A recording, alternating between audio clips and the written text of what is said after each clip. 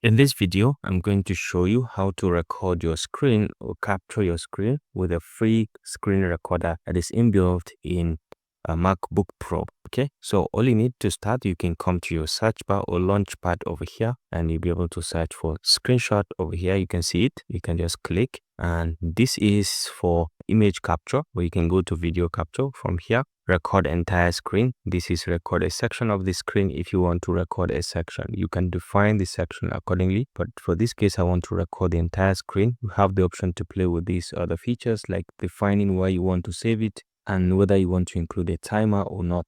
Okay, and what kind of microphone do you want to use. Once you set up everything, you can just go ahead and click on record, and you can showcase wherever you want to record. For example, you can record different tabs. Right now I'm recording my complete screen. Once you're okay with this, you can come over to the top and you can click on stop over here and your video is recorded. So let's play to have a preview and see it. Very nice.